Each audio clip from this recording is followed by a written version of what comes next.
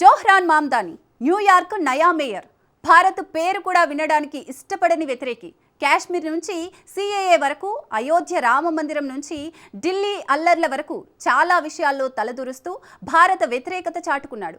New York మేయర్గా బాధ్యతలు తీసుకున్న గంటల వ్యవధిలోనే జైల్లో ఉన్న ఉమర్ ఖలీద్కు మద్దతుగా నోట్ రాశాడు. మామ్దానికి మద్దతుగా 8 మంది అమెరికా చట్టసభ సభ్యులు భారత రాయబారికి లేఖ రాశారు. ఢిల్లీ అల్లర్ల కేసులో జైలు శిక్ష అనుభవిస్తున్న ఉమర్ ఖలీద్ను వెంటనే విడుదల చేయాలని డిమాండ్ చేశారు. ఇంతకీ జోహ్రాన్ మామ్దాని భారత్ను మళ్లీ ఎందుకు టార్గెట్ చేస్తున్నాడు? 53 మందిని బలి తీసుకున్న ఢిల్లీ అల్లర్ల కేసులో కీలక నిందితుడిని విడుదల చేయాలని అమెరికా నేతలు ఎందుకు పట్టుబడుతున్నారు? ఈ మొత్తం వ్యవహారంలో మోడీ సర్కార్ ఎలా ముందుకెళ్లబోతోంది? Watch this. ఇండియాపై విషపు కుట్రలకు వేదికవుతున్న అమెరికా, మత స్వేచ్ఛపై భారత్కే లెక్చర్లు ఇస్తున్న అమెరికా నేతలు, మన దేశాన్ని మామ్దాని ఎందుకిలా టార్గెట్ చేస్తున్నాడు?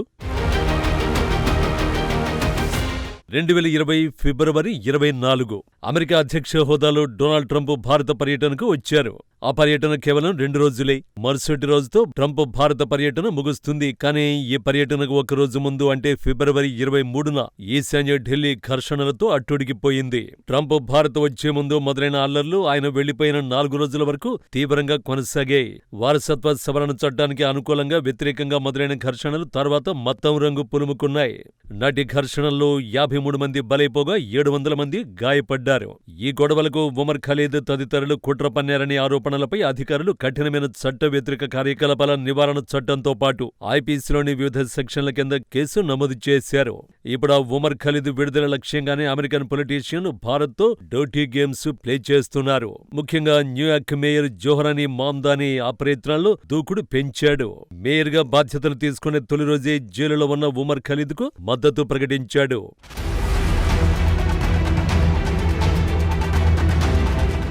ఉమర్ ఖలీద్కు మద్దతుగా మామ్దాని రాసిన నోటు ఇది. విద్వేషం, చేదు అనుభవం గురించి నువ్వు చెప్పిన మాటల్ని, అది ఒక వ్యక్తిని పూర్తిగా దహించివేయకుండా చూసుకోవడం ఎంత ముఖ్యమో నువ్వు వివరించిన తీరును నేను తరచూ గుర్తు చేసుకుంటూ ఉంటా. మీ తల్లిదండ్రుల్ని కలుసుకున్నందుకు సంతోషంగా ఉంది. మేమంతా నీ గురించి ఆలోచిస్తున్నామని ఆ నోట్లో ఉంది.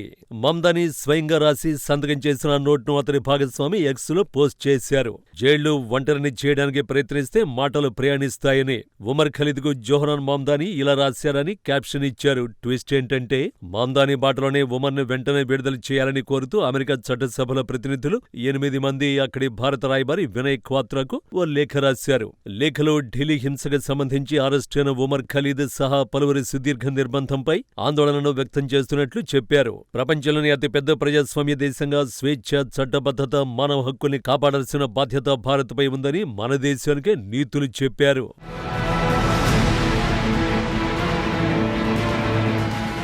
మరోవైపు ఉమర్ ఖలీద్ను విడిచిపెట్టాలంటూ న్యూయార్క్ మేయర్ మామ్దాని అమెరికా ప్రజాప్రతినిధులు చేసిన వినతిపై బీజేపీ, విహెచ్పీ తీవ్రంగా అభ్యంతరం తెలిపాయి. భారత విభజన గురించి మాట్లాడిన నేరగాడికి మద్దతివ్వడం ఖురాన్ను అగౌరవపరచడమే అవుతుందని విహెచ్పీ వ్యాఖ్యానించింది. ఖురాన్పై ప్రమాణం చేసిన మామ్దాని ఉమర్ ఖలీద్కు మద్దతు తెలపడం ద్వారా ఆ ఖురాన్ను అవమానించారని పేర్కొంది. బీజేపీ కూడా మామ్దాని నోటుపై అభ్యంతరాన్ని వ్యక్తం చేసింది. మామ్దానితో పాటు అమెరికా చట్టసభల ప్రతినిధులు భారత అంతరంగిక విషయాల్లో జోక్యం చేసుకోవడం తగదని హితవు పలికింది. कोई भी व्यक्ति अगर एक आरोपी को समर्थन देता है, भारत के अंदरूनी मामलों पे टिप्पणी करता है, तो ये भारत बर्दाश्त नहीं करेगा.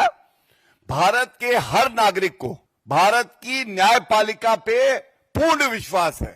कौन होता है एक भारी व्यक्ति हमारे लोकतंत्र पे और हमारी न्यायपालिका पे सवाल उठाने वाला, और वो भी उस व्यक्ति के समर्थन में खड़ा होता है जो भारत के टुकड़े करना चाहता है. ये उचित नहीं है, मर्यादापूर्ण नहीं है. और भारत की संप्रभुता की अगर बात आएगी तो 140 करोड़ भारतीय श्री नरेंद्र मोदी जी के नेतृत्व में एक साथ खड़े हो जाएंगे. బీజేపీ, విహెచ్పీ ఈ రేంజ్ లో రియాక్ట్ అవడానికి రీజన్ ఉంది. ఉమర్ ఖలీద్ కోసం లేఖ రాసిన వారంతా భారత బద్ధ వ్యతిరేకులే. ఈ లేఖపై సంతకం చేసిన వారిలో ఇల్హాన్ ఒమర్, రషీదా త్లాయిబ్, ప్రమీలా జైపాల్ వంటి నాయకులు ఉన్నారు. వీరందరికీ భారత వ్యతిరేకులు అనే ముద్ర ఉంది. ఈ ఎంపీలలో చాలా మందికి ఇండియన్ అమెరికన్ ముస్లిం కౌన్సిల్ వంటి సంస్థలతో సంబంధాలున్నాయి. ఈ సంస్థకు నిషేధిత ఉగ్రవాద సంస్థ సిమి, పాకిస్తాన్కు చెందిన లష్కరే తోయిబా వంటి సంస్థలతోనూ సంబంధాలు ఉన్నాయని ఆరోపణలు ఉన్నాయి. వీరు తమ లేఖలో కూడా ప్రజాస్వామ్యం, మానవ హక్కులు, బహుళత్వం వంటి పెద్ద పెద్ద పదాలను ఉపయోగిస్తూ ఉమర్ ఖలీద్ను ఒక అమాయకుడిగా చిత్రించే ప్రయత్నం చేశారు. ఉమర్ జైలులో ఉండడానికి కారణం మోడీ ప్రభుత్వమేనని వీరు ఆరోపిస్తున్నారు. కోర్టు రికార్డుల ప్రకారం 2023-24లో జరిగిన 14 వాయిదాల్లో 7 సార్లు ఉమర్ ఖలీద్ తరఫు లాయర్లే వాయిదా కోరారు. అంటే వాంటెడ్ గా ఈ కేసును సాగదీస్తూ బయటకు మాత్రం తమకు అన్యాయం జరుగుతోందని ప్రచారం చేస్తున్నారు.